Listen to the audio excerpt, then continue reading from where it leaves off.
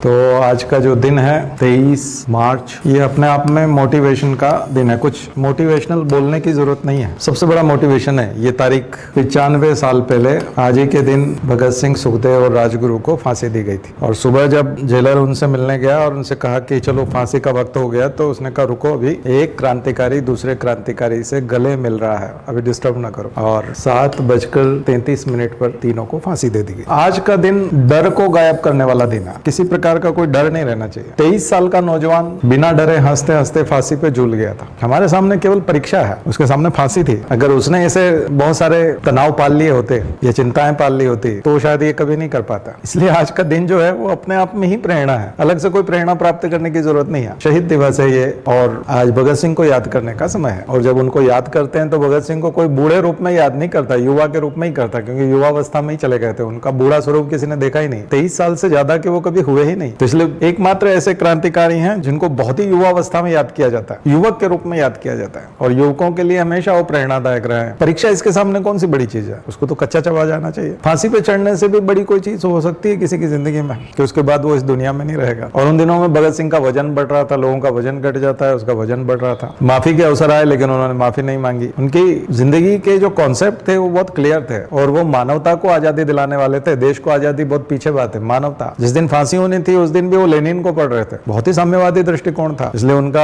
Article पढ़िए किसी दिन, आज के दिन पढ़ना चाहिए। मैं नास्तिक क्यों हूं, दिमाग हिला देगा आपका कि युवा क्या सोचता था उस समय। इसलिए आप यहाँ देखेंगे कि यहाँ के इस मंच से हम लोग कई साहसिक बातें करते हैं, और वो साहसिक बातें इसलिए कर पाते हैं क्योंकि हमारे प्रेरणा स्रोत जो है स्वामी विवेकानंद है, डॉक्टर अम्बेडकर है, भगत सिंह है, और वो युवा गांधी भी है जो दक्षिण अफ्रीका में हिला के आया था सबको। वो भी लगभग इतने ही साल के थे, 24 साल के गांधी थे। तो इसी उम्र में बहुत कुछ किया है लोगों ने। यही वो उम्र है जो साहसिक निर्णय लेती है और लीक से हट करके चलती है और इतिहास बना देती है। तो मुझे लगता है कि ये तारीख ही पर्याप्त है। केवल 23 मार्च को याद कर लें, इतने में आपका मोटिवेशन हो जाना चाहिए। भगत सिंह अपने आप में मोटिवेशन है। और जब कभी भी कोई चुनौतियों की बात करे, हारने की बात करे, असफल होने का डर सताए, तो भगत सिंह की फांसी को याद कर लो और उनका उत्साह देख लो। एक भी अधिकारी ऐसा नहीं है, जो पुलिस अधिकारी, अंग्रेज अधिकारी, जो ये कहता हो कि भगत सिंह डर गए थे या आंसू आ गए थे, या एक सिंगल डॉक्यूमेंट, एक सिंगल प्रूफ नहीं है ऐसा कोई। बल्कि वो रो रहे थे उल्टा उनके उत्साह को देख के। अंग्रेज रो रहे थे, जेलर के आंख में आंसू थे, जल्लाद को